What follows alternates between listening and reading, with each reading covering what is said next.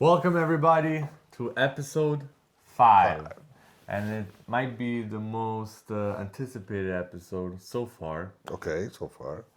This will be the scorecard for the 2025 Formula One Championship. I know you have a lot of Oh yeah, I don't mean to be offensive against anybody, but I have a few things to say. Yes. yes, and how we'll do it is we'll start from the bottom up, first the drivers, and then we'll look at the teams as well. because Okay. Yeah. they're the ones that get the drivers on track and prepare the whole cars, and we're definitely part of the sport. So the main part of the sport. So let's dive right in. Let's not Okay. waste any Let's do time. it. Yes. And we'll start with those who didn't score a point, and unfortunately, are both Alpine drivers, Yeah. but But 2 out of 3 drivers. yes. In the sense that we have Jack Doohan, who did 6 races, no points. Okay. Best place finish with a 13th place. Not so good. Not so good. But he also didn't have time. Yeah, that's one of the problems with today's Formula One. Nobody has time for some reason that I really don't understand. Especially when you have a young driver, you need to give him time. I mean, paradoxically, we've been hearing this tale that Lewis was not adjusting to Ferrari. It took him so much time, allegedly. And we're talking about a 40 years old, 7 times champion. Imagine a 20-year-old guy who never driven in Formula One before. But yes, this is actually one of the constants of this year. Yes. Yeah. So he didn't score any points. Briatore, who's in charge of Alpine, decided to make the switch at Imola, Yeah. perhaps Flavio's Home home ground. race. Yes. Home ground. And he brought in Colapinto, who had a good stint at the end of last year, Yes. 2024. The goal that Briatore stated for Franco was to keep the car intact and score points. But he did neither. That night. Most of the races. Yeah. Well, no points for the whole season. A couple of crashes, but still Yeah. that's normal because I mean, again, Colapinto, I think, is a driver with a very, solid talent, just like Doohan. They need time. They need to be, sheltered from pressure. yeah. We'll be talking about Kimi later on today in this episode. But what I keep saying and I keep thinking is that Kimi was able to do what he did not only because he had a very formidable car in most races, but also because Toto Wolff was able to, protect him from pressure, and that's important when you are, the newcomer in a place where everybody knows everybody, and some people have been there for 250 Grand Prix. Yeah. So, what do you think? Well, I think Out that of 10. well, let me just say. Let's go back to Flavio later on. Out of 10, When we look at the teams, Yeah. we'll come on that part. you can't really give him any grade, to be honest, because he didn't have time. So it's like insufficient. Yes, of course. Did he fail? Probably, but he did fail only the first, what you said, six races out of 24. There were 18 more. Who knows? And Colapinto, who replaced him, what do you give him? Like a 4 out of 10. And did not finish. It finished only a few races. It never finished in the points. Did not score any points. It's the only driver, along with Doohan, who didn't have time not to score any point. I guess they both proved Flavio wrong. Flavio already, of course, knows what he's talking about. So this is just an accident, and I'm sure that he will do better next year. But so I would give Franco a 4 out of 10. 4 out of 10. Best place finish for Franco was 11th this year. I mean, yes. I mean, like if he had finished 10th, he would have got a point. So, and his whole season would not have been that much different. But statistically, he would have ended up last. But not the only driver out of 22 who did not score a point. Yeah. Moving on, we have the first rookie that did the full season. from Kick Sauber, Gabriel Bortoleto. Bortoleto, yeah, I like Bortoleto. 19 points, Yeah, not bad. not bad. I mean, he's driving a Sauber again, not a Mercedes or Racing Bull or you know. I think being a Brazilian, there's a lot of expectations, of course, because Brazilians have written incredible pages in the history book of Formula One. He was decent. You can give me maybe 5 out of 10 stars, this season. He was given time, which is good. He learned, which is even better. And, he'll probably do better next year. The rookie, there were 6 rookies this year, which is a lot. But overall, those who were given time, did score, did not do a bad season overall. The problem again is all the pressure that there is around, and like there's always been pressure. There's pressure in every sport. There's pressure in life. There's always been pressure in Formula One, but this is a kind of different pressure. These drivers don't make it to Formula One because on their own. Let me put it this way: they are chosen. In the old days, you go out. You decided to go. You try it out. You went up the ranks.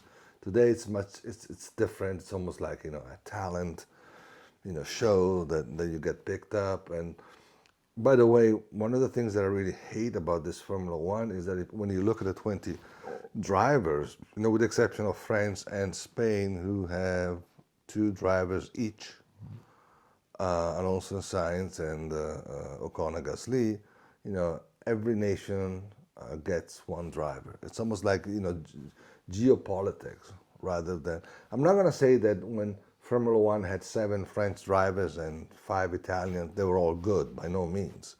But what I'm saying is there is too much construction behind the scenes. All this has to be, picture perfect, politically correct. And sometimes this is detrimental to the real talent of maybe, a second Argentinian or a third French or whatever. Yeah. The only really standout nation, I guess, would be the United Kingdom, Great Britain. Yeah, Britain is always it's a different thing. We can say anything we want. Ferrari is like the only team that's been in Formula One forever, which is true. But Formula One has been, by and large, shaped by British teams and British drivers. Yeah. Moving on, we have a French driver. Yeah. The only driver to score points for Alpine. Yes. Pierre Gasly. Yeah. Oh wait, sorry. What 5 out of 10 for Bortoleto? Yeah, I'll say that. Yeah. We'll lock it in. We'll lock it in the. And again, these are not like we're not a school. I never drove a Formula One in my life, so what do I know? What I'm saying is just like I'm trying to judge, so it's only stars out of maximum of 10. And it's confidential, don't worry. It's confidential.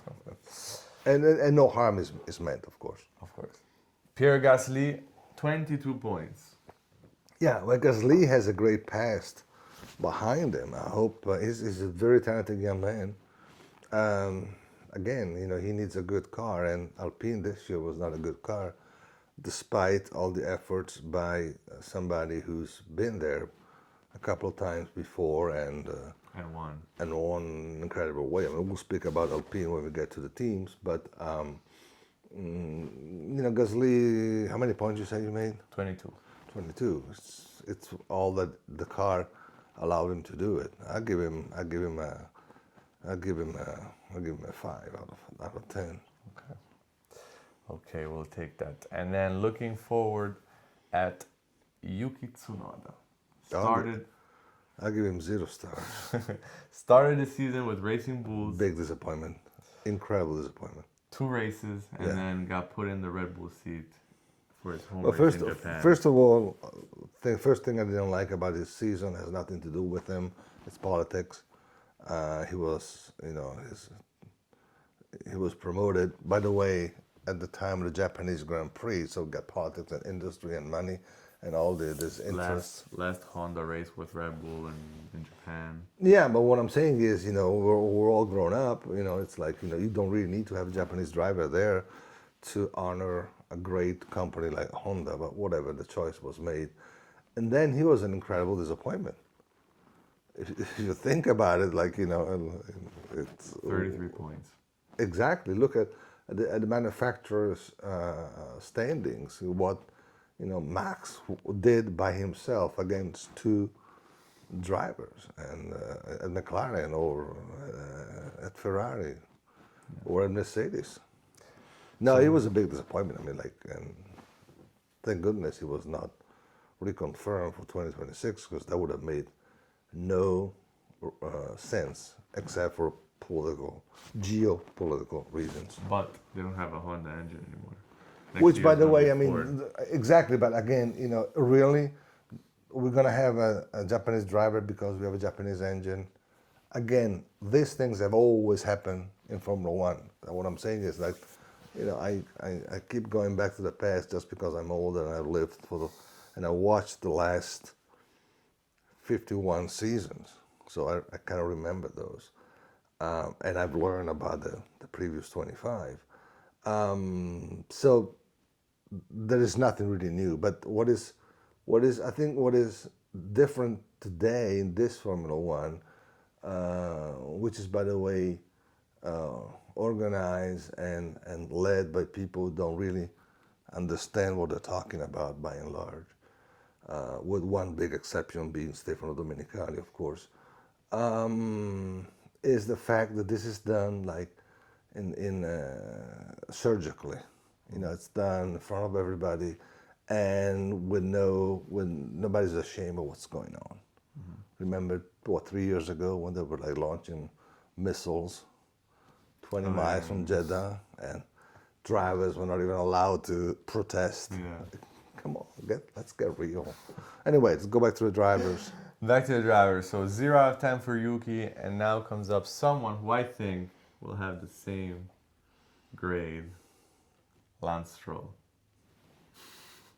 Same amount of points, 33. I mean, what can we say? It's like in Italy, you say it's like shooting at the Red Cross. Yeah. It's like why is Lance there? By the way, Lance was not that bad when he was young, but we know that other reasons why he's still there. And what is really shameful is the fact that with a teammate like Alonso, he hasn't really learned that much. He's always coming up short. And again, he did some good races years ago. What I'm saying is, I think he probably arrived to the full of his potentiality, or his potential, and doesn't have any room for growth. And of course, in any other team, in any other situation, he would have been sacked a couple of years ago. And of course, he's being confirmed for next year. So he proved me wrong, probably, and I hope so for him. But 2025 was very disappointing. Well, maybe he just needs a Adrian Newey car. Yeah, I mean, that's next year is going to be make or break. If somebody there who's writing the checks, despite the family affiliation, probably should. But they don't really care. I mean, so what? I mean, it's like, he has secured a place there. Probably stay there as long as he lives. Final grade? I give him 2. 2 for the effort. For showing Well, up. For traveling. He was not driving a Red Bull. He was driving an Aston Martin, which is not that bad, by the way. But it's like certainly not the most competitive car in there. But when you look at the results with when you compare his performance with Alonso, I mean, there's little to say. Position 15, we have the first driver who lost the season to his rookie teammate. Mm-hmm. We're talking about Esteban Ocon in the Haas. who only scored 38 points. I honestly don't remember too many memorable moments this year. Yeah. Well, Ocon, he did some good seasons a couple of years ago. This year, it was, again, you always have to look at the car they're driving. But you said Berman did quite well. He certainly has a lot of enthusiasm, Oliver. But Ocon's season was, pretty linear in the neutral sense of it. And how many points did he score? 38. 38, which is like, in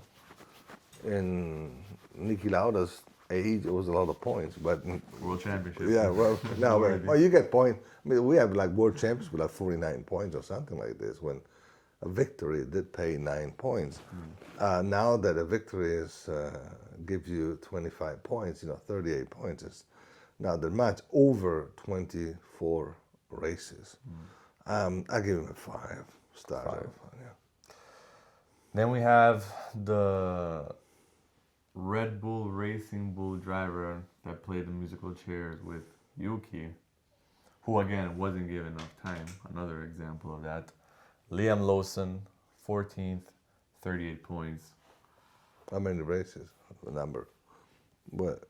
I mean, he did the full season, Yeah, but he only did also. 2 races with Red Bull and then yeah. the switch in Japan. Yeah, that's right. I've always been against this politics that Red Bull has in the days of, Chris and Helmut. You just cannot. You remember what they did to Gasly, to Kvyat, to Albon. It's like I don't think it's fair to play with human beings this way, because it's kind of funny because whenever it serves somebody's purpose, it's everything has got to be politically correct, and then when it doesn't, it's just an industry. It's more than a sport. Like, so you move him up, or you move him down because they don't perform. But again, give these guys time. Also because you knew exactly who they are, whether they're rookies, give them time or don't pick them. And again, sometimes I think they pick them for reasons that have nothing to do with their driving talent. Get a New Zealander, get an Australian, get finally an Italian, get somebody from some other country.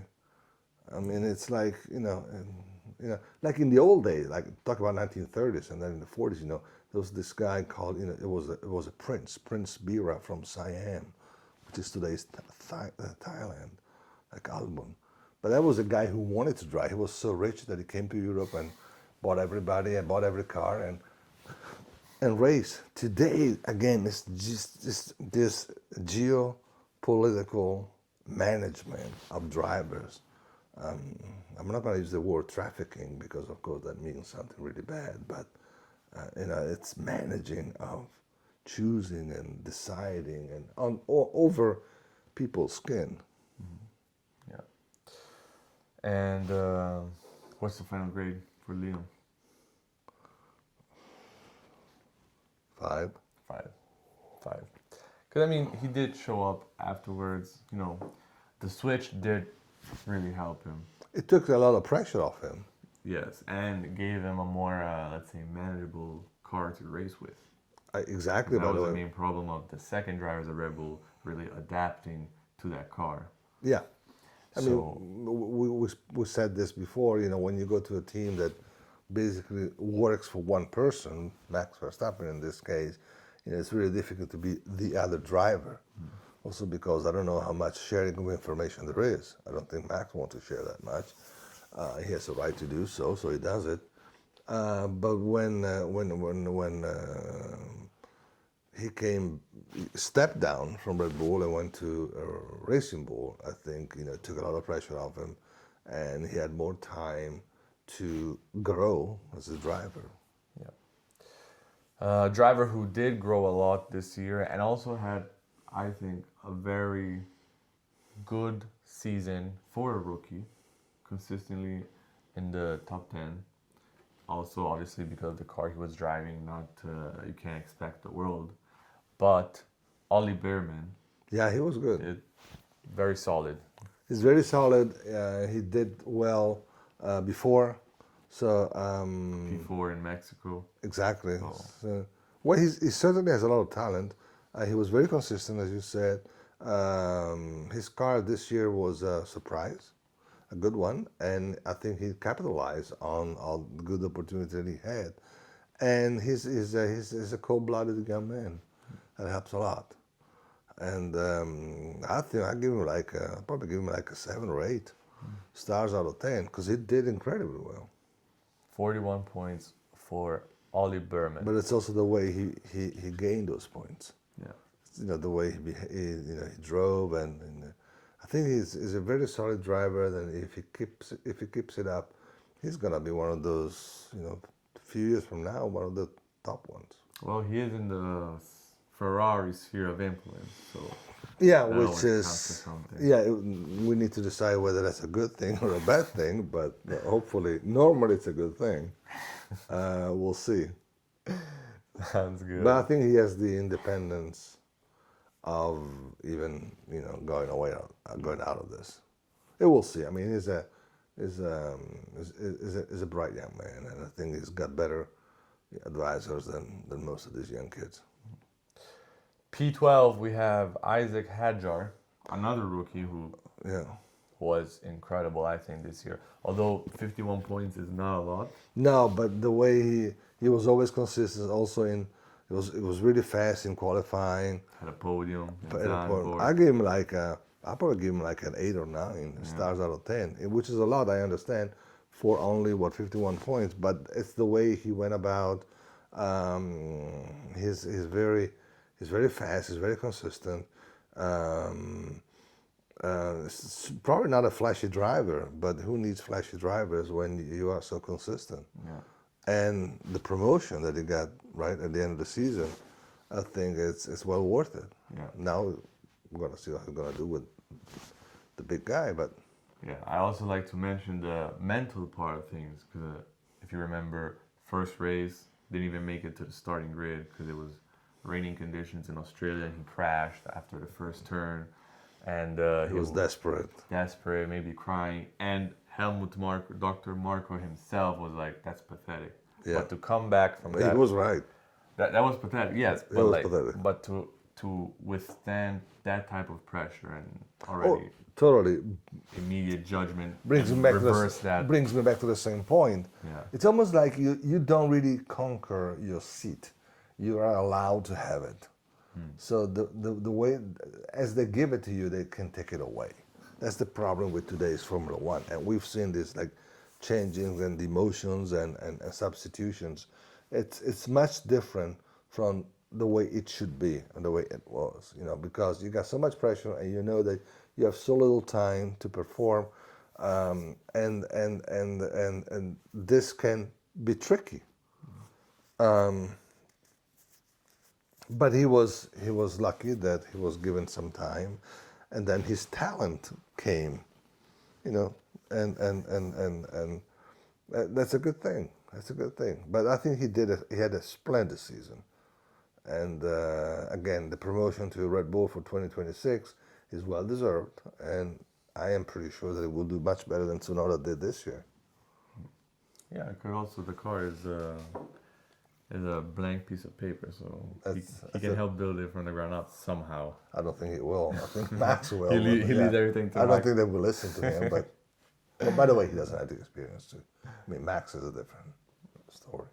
Yeah. Nico Hulkenberg, P11, same points as Hajar, Yeah. and same amount of podiums, but maybe this one might mean a bit more, even to the F1 community itself, to see him after 250 races on the podium. What do you think of that statistic? Doesn't matter. Now, what I'm saying is why in the world is Nick still driving? 250 races, 1 podium.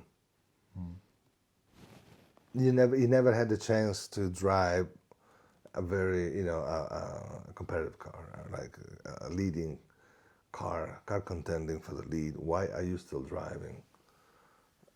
And he's a good driver. But my question is, why do you keep driving? Why do you go away for 24 weekends? in the year when, you know, yes, he finally got a podium. Then what? He partied, I guess. It probably that's it. But no, what I'm saying is like, I mean, like there were some drivers even in the past. You know, the legendary Graham Hill did not add anything to his career. By the way, I think if I remember correctly, he was the one with the driver with the most Grand Prix to his credit, which I think was 176. In those years, you know, when Graham Hill was driving, there were like 8, 12 races per season, not 24, of course. He was twice world champion. And but the last 5 years of his life, you know, before he became a team manager, he didn't really add anything to his career. So I understand people, you know, keep driving even past their prime time, their prime. But you know, I'm very happy that Hülkenberg got this podium. But is he racing again in 2026? Why? Why are they bringing back Bottas and Checo? Big mysteries. Yes. So on the one hand, you got these 6 young kids, you know, thrown into this thing. On the other one, you got these dinosaurs that had their chances. Some of them caught them, some of them missed them, and they're staying or they're even coming back. That's a mystery. Unless they need a Mexican and a finish. Well, they do, I think, in that specific example with Cadillac, they need someone who has race-winning experience, a lot of experience in world championship teams to build it from the ground up. Because Cadillac is not doing like Audi, buying already an existing factory and all of that. They're starting from basically scratch. Yeah, that makes sense. I mean, you certainly have a point. You have a big point here. But what I'm saying is, really? Yeah, but you can't start from the ground up with 2 rookies. Take Giovinazzi. Giovinazzi's been there before. He certainly has talent. Take somebody else. Yeah, good point. But anyway. Good point. And again, this is nothing against Bottas, who was a very great second driver in Mercedes in Lewis Hamilton's streak, and Checo. I mean, Checo had 2 second drivers. Who's going to be the second driver at Cadillac? Bottas, I guess. Yeah. Well, it depends. Checo's Mexican, so it's got you closer home to Cadillac. Of course, Cadillac will be out of England, so anyway. We'll see. But once again, it's geopolitics. Yeah, we'll see the Cadillac rules this year around. The papaya rules. So Hülkenberg grade? I'll give him a 6. 6 for the podium. Podium at Silverstone is special. However. He's consistent. I'm not judging his 2025 campaign. I'm judging the fact. I'm just questioning why he's still racing. Okay. He could be a great commentator, I'm sure. Well, maybe we can have him on the podcast. And Yeah, we could certainly make more sense than I do. But what I'm saying is, like, you know, again, this is one of those things. This things where Formula One doesn't really add up to me in my idea. Okay. In my mind. Now we're stepping into the top 10. Yeah. Who do you think opens the tallies in the top 10? No, I don't remember. 56 points. Fernando Alonso. Yeah, I mean, Alonso did not get as many points as he should have. I think he had a very brilliant season with whatever Aston Martin was allowing him to do this year. You know, next year with either Newey designing the car, if the car, you know, that could be a different story. You know, I mean, if everything goes to perfection, you could have Alonso world champion next year. Think of what Adrian Newey did in his career, and you do have a very experienced driver. So I'm actually saying the exact opposite thing that I just said, because I criticized Cadillac for hiring Bottas and Checo. But you know, you know, he left, came back, and he's consistently good. I mean, like, you know, the shameful thing about Alonso's career is that he won those two world titles, a long, long, long, long time ago, and then he was never able to win again, even though he came close to do so when he was at Ferrari at least 3 times. So I mean, like if you get like this fantasy scenario, you got Adrian Newey producing an incredibly fast car and reliable, and then Alonso driving it to not only to Grand Prix wins, but to the World Championship. That'd be interesting. Alonso or Lance? I don't think Lance will do it. Alonso will. Yeah, but to be fair, Fernando Lance could win some races. is Finally. one of the I think so. I think with a good car, but obviously next year it's I mean, mainly about the engine. So yeah. I mean, next year it's like it's difficult to say right now because we will have not to see the car, but to see them, to watch them race, test first, and then race and understand. But if Adrian Newey does what Adrian Newey usually does and produces a winning car, you got the best, probably like the best driver around, along with Max, I guess. Max being younger, but yeah. What I will say about Alonso is that whatever car you put him in, he's able to extract That's every class. single bit of performance. That's And it's not just Formula One. We've seen that when he went to Le Mans and won. he's When an he old went- school. He's an old school driver. When he went to IndyCar in the Indy 500, Yeah, he was actually leading before Honda engine blew up. yeah. Somehow. In the Honda black period with McLaren. But Alonso, yeah. No, I mean Alonso is an old school guy. Yeah. He's what 44 years old. He's really old. I mean, like but he still goes, still consistent, still fast, and the way he goes about overtaking drivers, when nobody does that in places, it's really delightful to watch him race. Yeah. I give And entertaining. Sorry. you Yeah, agree? I give him a 9.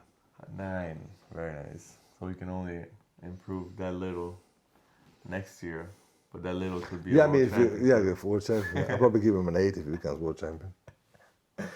Sounds good. And then one team that really had not a standout season, because we've known this team for a while. You've known them forever. But that really, even for me as a fan, a younger fan, seeing them coming back and being competitive. Williams, its two drivers, Sainz and Albon, occupy respectively P9 and P8. 64 points for Sainz, 73 for Albon. Yeah. Well, Albon did a great season because we've been talking even in prior episodes about Sainz, because Sainz is the one who went onto the podium. But in terms of consistency, actually, Albon was even better than Carlos. What is really good is the fact that Williams has come back.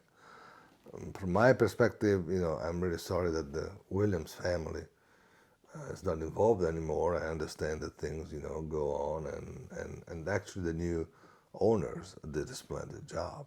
They brought in a lot of money and a lot of good ideas, and they've been really turning around. Not yet the way McLaren did, but they are on the rise.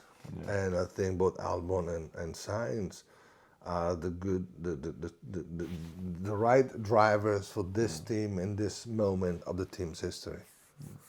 Albon has been there for a long, long time, and he suffered the Dr. Marcos substitution up and down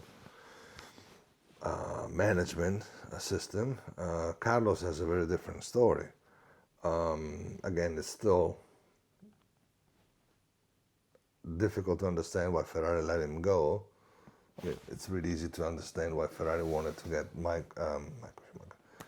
Lewis Hamilton for a number of reasons, not all of them, by the way, related to sports results. But it was a shame that Carlos was let go, and I think he did not lose his mind, and did some incredible races this year. Again, 2 podiums. First podiums for Williams in a long, long time. I think the last podium, if I'm not mistaken, might have been Lance Stroll in Baku. I'm taking a shot here. Like 4 or 5 I think years Baku, ago. yeah, I remember Stroll doing well in Baku. Yeah, I think it's his first podium, and I think the last podium for Williams. I'm not sure, but you can tell us in the comments and Okay. correct us if we're wrong. So We Sainz, probably are wrong. I'm Sainz, wrong all the great, time. great for Sainz. I give both of them an 8. Both of them. 8 stars out of 10. Again, you always need to judge the drivers based on the cars that they're driving. So I think, very solid, very, very good team, very good team. Very good team. And very good pair of drivers. Yeah, P5 in the constructors championship as well. We'll talk about that later. But Yeah. very good turnaround. P7, Italy's very own Andrea Kimi Antonelli. Yeah. 150 points, rookie season. I was outscored by his much more experienced teammate, but he did have a lot of DNFs. Yeah. If you remember, his mistakes, crash, car reliability issue, but he still managed to end only 6 points below Lewis. Yeah, I mean, Lewis had a very disappointing season, of course. Kimi was the best of the rookies. He was the only one of the rookies driving a Mercedes, of course.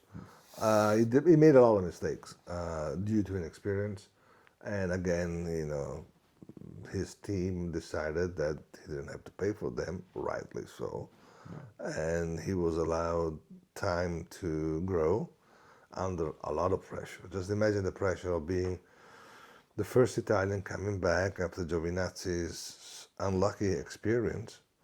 Giovinazzi was very unfortunate in his stay in Formula One. So there was a lot of pressure on the Italian side. Again, make no mistakes, Italians like their team. They consider Ferrari like the national squad. So what I'm saying is, in Italy, the manufacturer of the team, specifically Ferrari, is always more important than any driver that drives for it. But he was the first Italian finally to come back. A lot of pressure, and then of course he came to Mercedes. A winning team, not having the best car and not the best season in 2025, but nonetheless, always up there, always in the contending in the top spots. And George won 2 races. And I think Kimi was very consistent, when you take away his mistakes, because he made a lot. But for a guy in his position, I think that it was superb. I think he did a great season. Yeah. I give him like an 8 out of 10. Nice. Could have done better. But again, he was allowed something some of his colleagues were not. Time. Most of his colleagues are not. Most of his colleagues were not. And he did not disappoint. Actually, I think he performed much better than we all thought.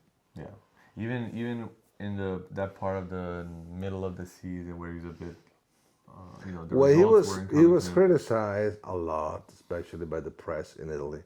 In the press, unfairly. unfairly. I would say. I agree with you, totally unfairly. But I guess that when you create, some difficult situation, it helps selling papers, newspapers. Nobody buys newspapers anymore, anyway. But I guess podcasts and televisions and whatever.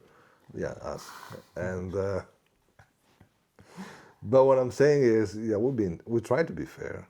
Everybody tries to be fair, and they're not. We're not. But the critique, the criticism that he received, I think was largely unfair. And again, chapeau to Toto Wolff for not only deciding to put him in Formula One this year, but always to never lose faith in Kimi. Yeah, and putting him straight to the Mercedes, because if he had done like what he did with Russell, so put him in a Williams and putting him in that environment, which not to say that Williams is a bad environment, not at all. Well, it's a smaller team, yeah. Yeah, smaller team, but also giving him already the taste of working in I Mercedes think Kimi for a would year. have liked it better. I And think Williams? yes. I think Mercedes should have got Sainz, and they should have sent Kimi to Williams to make him grow. Of course, the way it worked out, I mean, Sainz would have won races this year. Yes, but if you look at the bigger pictures, I guess Toto could have thought, the title this year is a long shot because everybody knew in the winter of in the 2024-2025 winter that McLaren are going to keep the car advantage that they had Yeah. in 2024 towards the end of it. Yeah. So maybe he could have just, been thinking, why not? Just give him a taste of one season in Mercedes. You're right. And there's always another point. 2025 was the last season of the current regulations. So you can start from a new next season. So which I think is one of the reasons that explains why there were 6 rookies today. Because I think in modern Formula One that's unprecedented.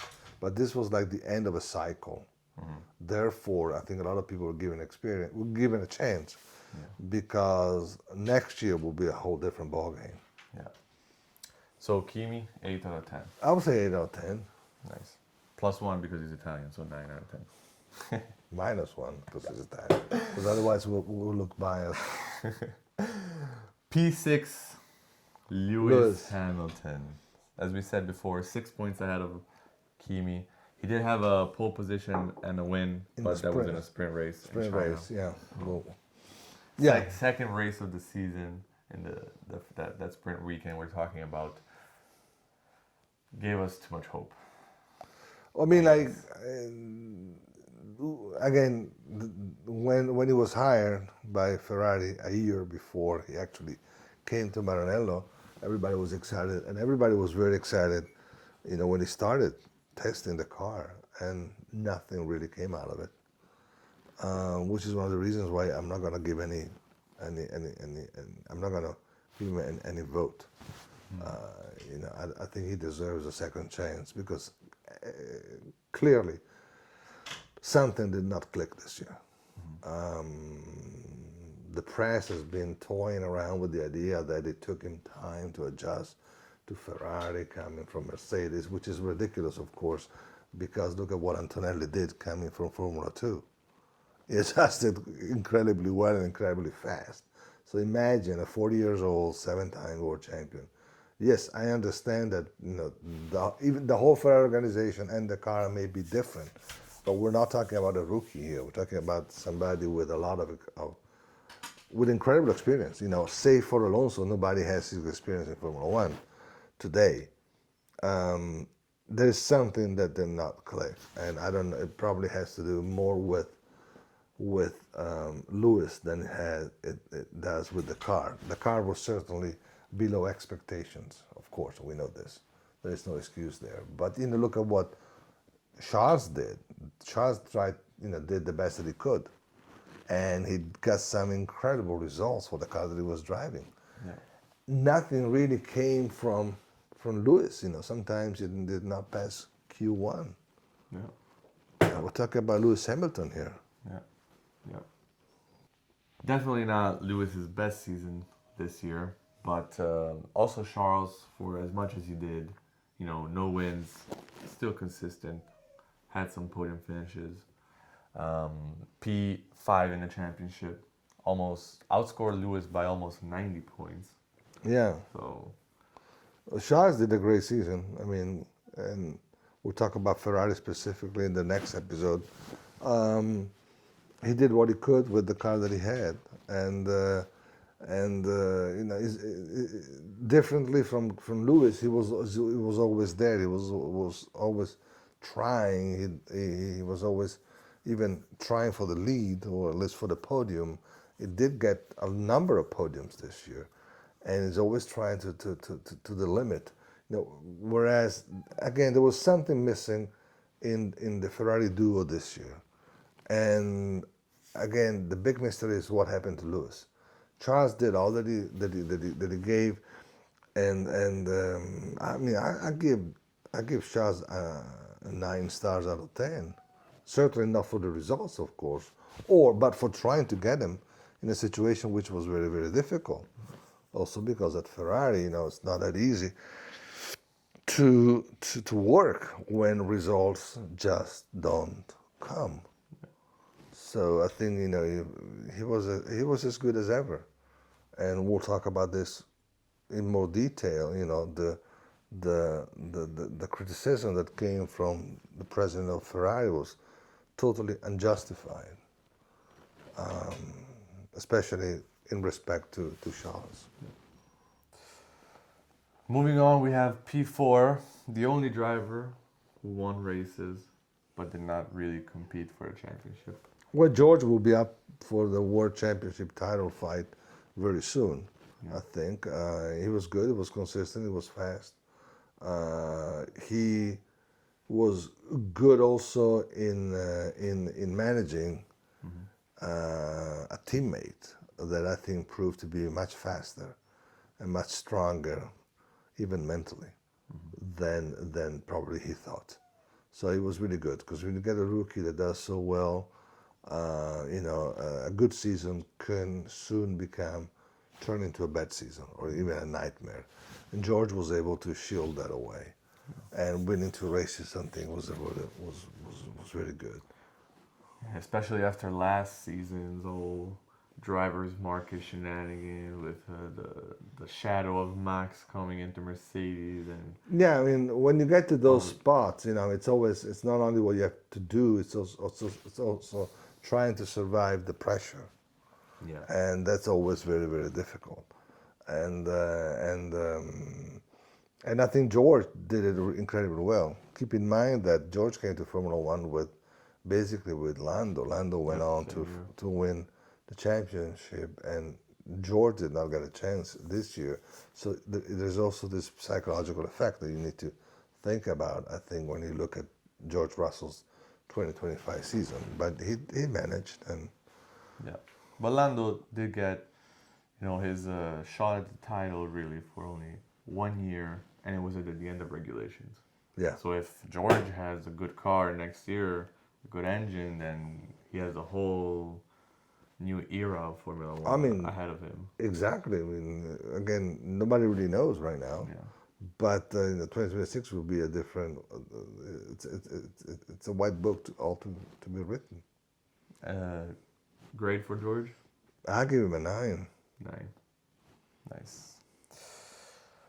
Podium. Yes. Championship Oscar. I podium. give Oscar a 7. A 7. It was a big disappointment. I mean, I would have given him a 10 for the first part of the season, and then he imploded. I like Oscar a lot, and to be honest, not to take anything away from Lando, I was really hoping that he would win the championship, because I like the underdog. It's always a great story when the underdog wins, but then in the end, he. On the one hand, he did implode. On the other, of course, he suffered, the papaya rules, which, if you look back at them, they're all against him. If you think about it, we spoke about it in the last episodes, but in the second part of the season, the deciding part of the season, all the papaya rules went on to affect Lando in a positive way and Oscar in the negative way. So, you add the two things together, and then he ends up not even second, but third in the championship. That's why I give him a lower mark than I did to others. But the first part of the season was really exciting, when you get this young driver who subverts expectations and does so well, and actually, puts his more experienced teammate in a hot spot. This is not all what this sport is all about, but this is a lot of what this sport is all about. And then in the end, he did not do so well, and then he was, I think, not helped by the McLaren's team orders. And but then again, what could he have done? If he had disobeyed those orders, 2026 would have been hell for him. So I think he did It did what he had to do. Yeah, and Unfortunately. with the state of Formula One, he might not even had a seat Oh yeah, for next year. yeah. I mean, it's difficult to let go a driver who wins 7 races, right? But you're right. I mean, like the way drivers are managed and exchanged and demoted this year with nobody really saying anything. Yeah, he did what he had to do. I guess what was really weird this season is that you had someone like Oscar, who had a not a comfortable lead, but he was consistent, bringing in results. Especially that first part of the season, he also had like I think 3 race wins in a row. But everybody, the media, the paddock, even on social media, whatever, they were all just waiting for Lando to come back. They weren't really, let's say, taking him Oscar seriously. They were all just, oh, he's there, but Well, it's more Lando's deficiencies keep in mind that than his wins. different from the past. Most of the people who talk about Formula One don't know anything about Formula One. A lot of the people who talk about Formula One, they don't even go to Grand Prix. They've probably never been to Grand Prix in their lives. They judge and they think about they have their own idea, but in which is also of course a problem of the medium.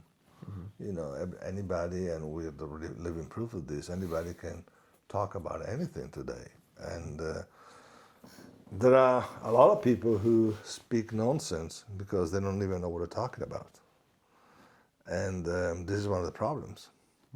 But I think Oscar, if you get one of those journalists, first of all, journalists who've been, watching races and following races and covering races for years.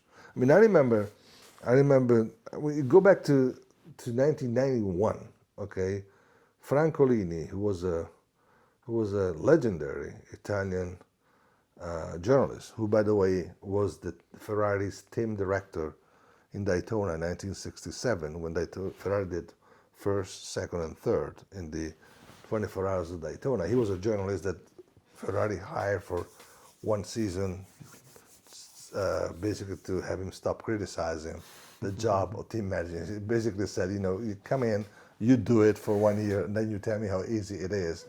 But anyway, so he won, actually his cars won the 24 Hours of Daytona in 1967, and he, being a journalist, had the idea of the parade arrival with the 3 Ferraris, one next to the other. But anyway, long story short, when I was talking to Francolini in 1991, so it was the beginning of my career, and he was lamenting the fact that journalists, we're talking about 34 years ago, okay, were not going to watch drivers. We're talking about the era of Senna and Mansell and Prost and on the track, but they were just staying in the press room. The press room is normally on the straight, so the car they pass in front like this one. The old journalists, the old school journalists, they would go to the Parabolica or to the second of Lesmo, which before being totally changed for safety rules was a very demanding place. And then you go there and watch what certain drivers would do in certain places along the track, and then you will see the difference between a good driver and a driver who's just driving the best car around. And we'll talk about 34 years ago. There was no social media, no podcast. It was just like, old school journalism. Yeah. And today it's much worse. A lot of people talk about Formula One and have no idea what Formula One is.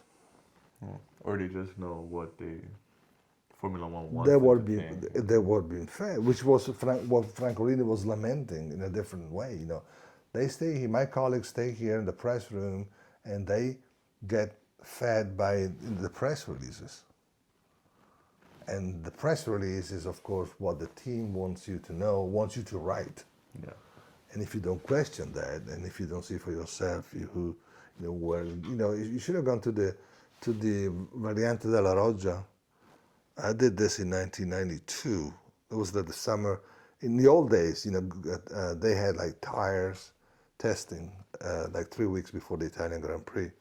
So in August, I remember going to Monza, and Variante della Roggia, there was the sign of 100 meters to the Variante, and Senna was driving the Mercedes that day, and everybody was basically hitting the brakes and between 120 meters and 110, and then Senna was clearly hitting the brake after the 100 sign. So we moved lap after lap. We moved a little just to see when the brakes would turn red, which was the sign that it was braking. So everybody was braking before the 100 meter sign. Senna was braking at 80 meters, and there were no brakes like today, not today's cars. Yeah. That's one of the things that made Senna different. Yeah.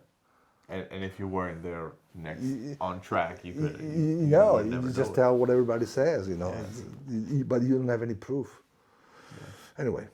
Anyways, looking forward to someone who had a Senna-esque season.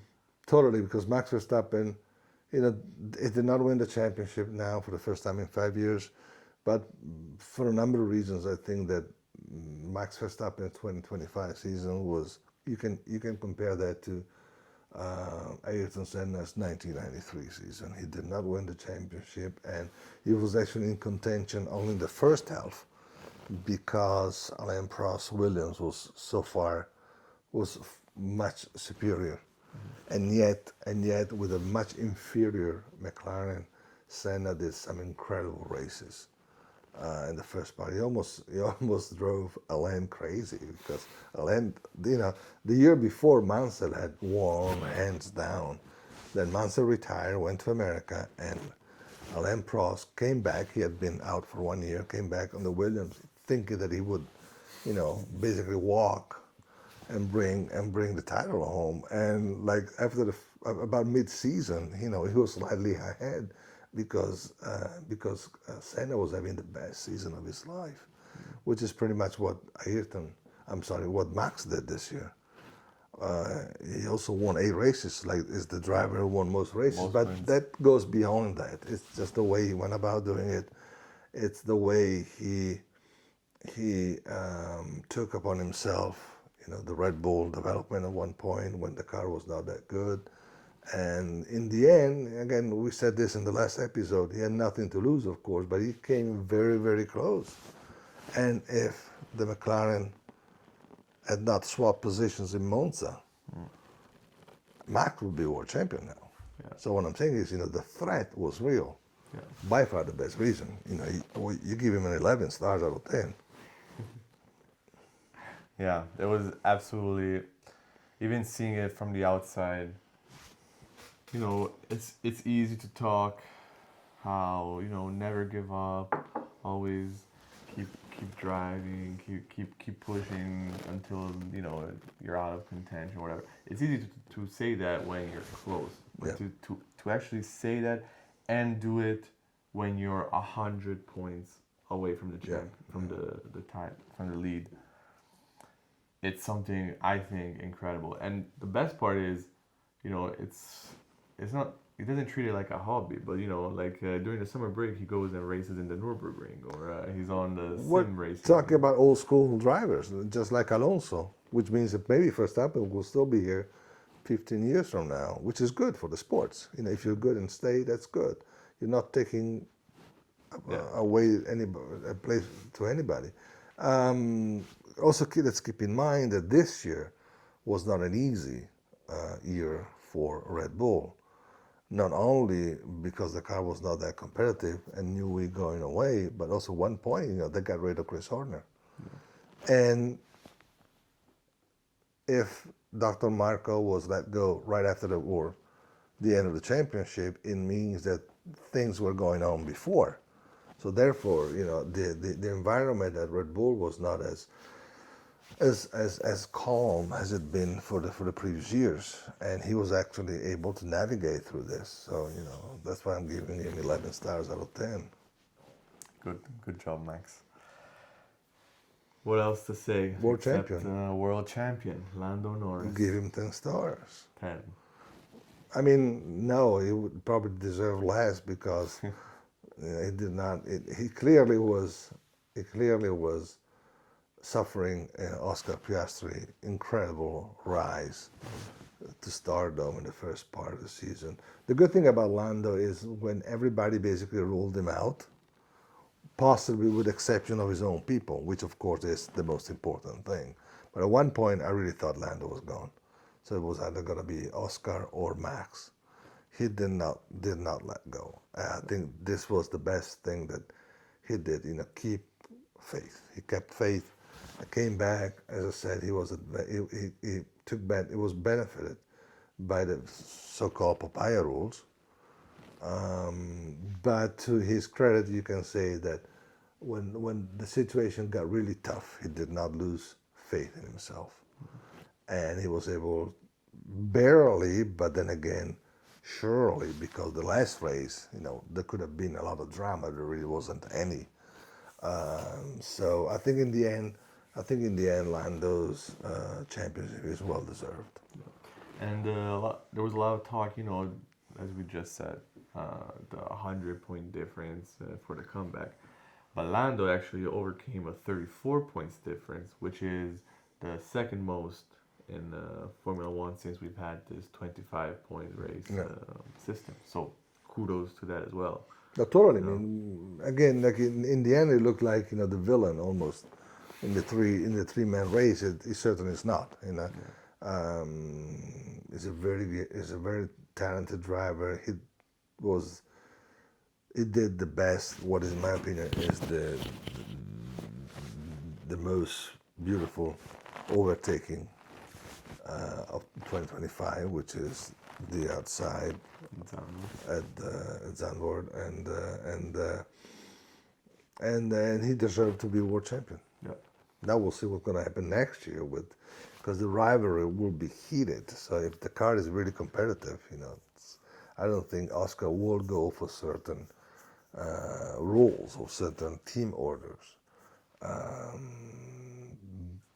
Keep in mind, however, that next year his teammate will be world champion. And it's going to make for some incredible, interesting situation probably. And also because, sometimes there's this tale that because one driver won this year, his equally talented teammate will be allowed a chance to win the championship. This is BS. That doesn't happen, okay? It doesn't happen.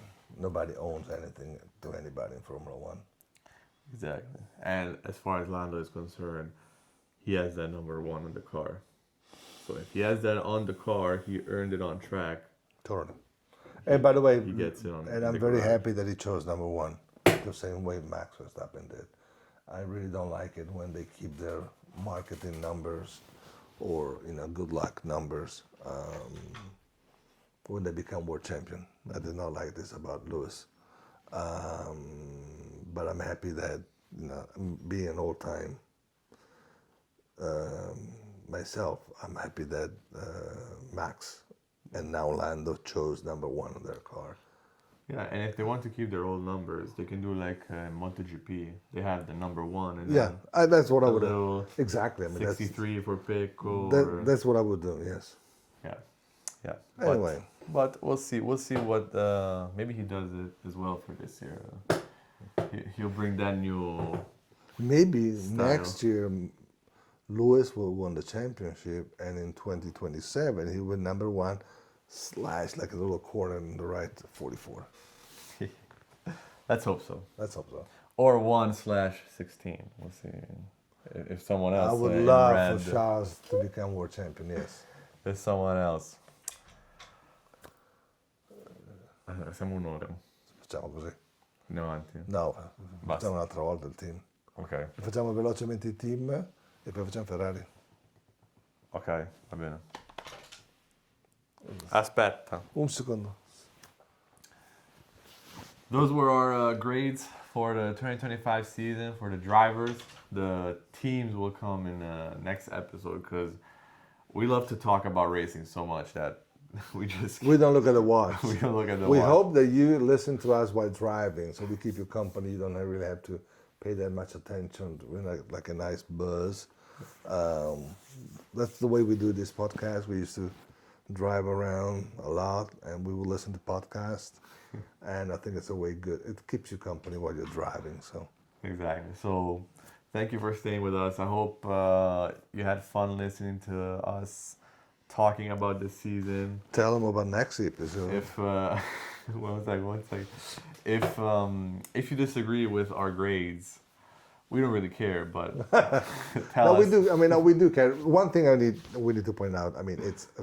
I mean, I hate for people to judge other people the way we did today. That's why I said, like, this is like stars out of. It's not like a great. Who are we to judge these incredible guys doing such an incredible job?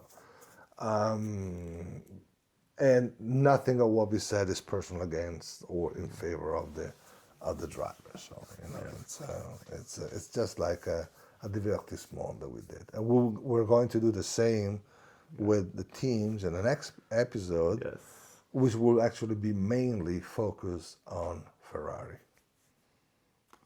Little spoiler there for the audience, but we like that.